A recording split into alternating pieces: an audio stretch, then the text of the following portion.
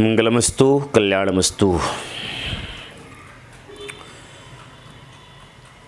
आंग्लिक 2020 दिसंबर माह अपनी प्रस्थान की यात्रा पर है। वर्ष 2020 संपूर्ण विश्व के लिए अनेक संकट, अनेक संघर्ष, अनेक विघ्न व्याधि, अनेक हताश, निराश, उपद्रव हमारे अंदर के आत्मविश्वास को झकझोर दिया है। संपूर्ण विश्व एक छोटी से कोरोना नामक बीमारी से ग्रस्त है और सब लोगों के अंदर 2020 को लेकर के जो भय है, जो क्लेश क्रांत आज पूरा विश्व है।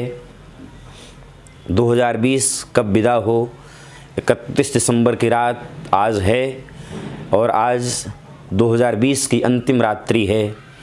2020 के इस रात्रि की विदाई के लिए सब आज प्रसन्नता में हैं। 2020 और रहता, 2020 कल का सवेरा होगा और आज 2020 का अंतिम रात्रि। कैसा अद्भुत सौभाग्य या दुर्भाग्य दोनों कहें।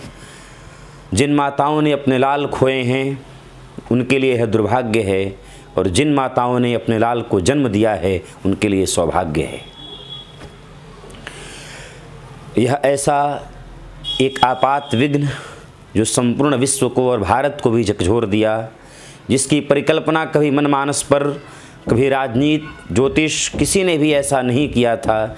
ऐसी एक अनहोनी अनकहे बीमारी ने आकर के हमारे और आपके कमर को तोड़ दिया और आज हम सब इसकी विदाई की प्रसन्नता मना रहे हैं कि 2020 विदा हो रहा है।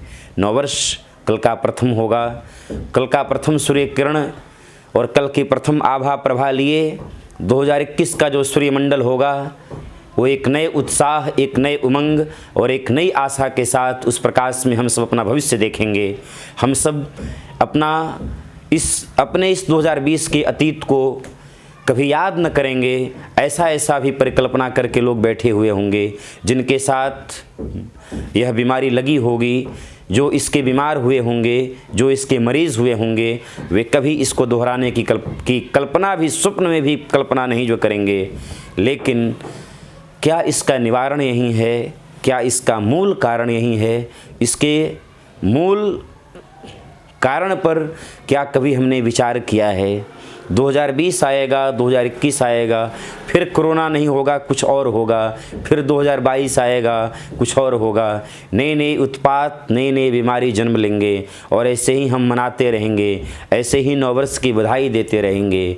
सज्जनों, प्रिय साथियों, हम अपने आप से कटते जा रहे हैं, हम अपने परिवार से कटते जा रहे हैं, हम अपने सभ्यता संस्कृति से दूर होते जा रहे हैं, हम अपने आप से दूर होते जा रहे हैं। हम मनसा वाचा कर्मणा अस्तित्व की कसौटी पर खरे नहीं उतर रहे हैं। जो होना चाहिए वह नहीं हो रहे हैं। हम नववर्ष की नूतनता की, जवानी की पूजा कर रहे हैं। हम हमेशा चाहते हैं कि हम नव यौवन संपन्न रहें, हम हमेशा चाहते हैं कि जवान बने रहें, पर यह कभी सोचा नहीं कि जब जवानी ढलेगी, जब यह यौवन ढलेगा तो बुढ़ापे में भी हमारे लिए कुछ बैंक बैलेंस होना चाहिए और वह बैंक बैलेंस आपका पैसा रुपया काम नहीं आएगा। बुढ़ापे की बैंक बैलेंस भगवान नाम है। आपकी आध्यात्मिकता होगी। आप कितने आध्यात्मिक हैं, आप कितने चरित्रवान हैं, उस बैंक बैलेंस के बल पर आपकी बीमारी, आपका रोग, आपका परिवार, आपकी कार्य क्षमता, आपकी साधना उपासना के आधार पर आपका बुढ़ापा बीतेगा। वह नहीं नूतन कि जो प्राचीनता की जड़ हिला दे, वह नहीं नूतन कि जो प्राचीनता की जड़ हिला दे, भूत के इतिहास को नवज्ञान के भ्रम में भुला दे, जो पुरातन को कर दे नया, जो पुरातन को कर दे नया, मैं उसे नूतन कहूँगा। जो मरण को जन्म समझे मैं उसे जीवन कहूँगा, मैं उसे जीवन कहूँगा। हमारा मरण कैसा हो, हमारा जन्म कैसा हो, नूतनता यह है। हम लोग मरने से डर रहे हैं। कोरोना काल में जितने काल कवलित हुए, न जाने कितने जवान भाई बहन, कितने डॉक्टर, न जाने कितने विचारक जो इस कोरोना रूपी बीमारी से ग्रस्त होकर के इह लीला को समाप्त कर गए, हमारे अंदर जो मरने का एक भय है, यह भय समाप्त हो जाए। इसके होने से जो कुछ मिलने वाला एक हृदय में एक सन्नाटा है, एक कोप है, वह समाप्त हो जाए, तब हमारा नूतनता होगी, तब हमारे अंदर का वास्तविक विवेक जगेगा। हम कल से 1 तारीख होगा और हैप्पी न्यू ईयर गा लेंगे। लोग अपने अपने तरीके से, लोग जो मंदिरों में, कुछ लोग कहीं कहीं, यहाँ से नाम लेना मुश्किल हो रहा है, सब अपने अपने तरीके से उसको एंजॉय करेंगे।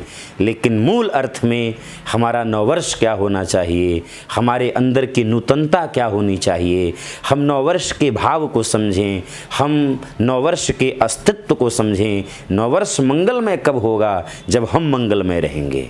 वर्ष मंगलमय तब होगा कि जब आपकी विचारधारा मंगल होगी। आपकी विचारधारा अमंगल होती है और आप नववर्ष के मंगलमय की कामना रखते हैं, कैसे संभव होगा?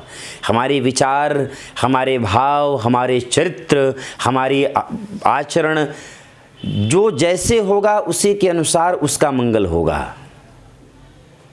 इसलिए नववर्ष सार्थक तब होगा, नववर्ष मंगल तब होगा कि जो पुरातन को कर दे नया, मैं उसे नूतन कहूँगा। बलवीर सिंह की यह पंक्तियाँ हैं, मेरे हृदय को स्पर्श करती हैं। जो पुरातन को कर दे नया, मैं उसे नूतन कहूँगा। जो मरण को जन्म समझे, मैं उसे जीवन कहूँगा, मैं उसे जीवन कहूँगा। इसलिए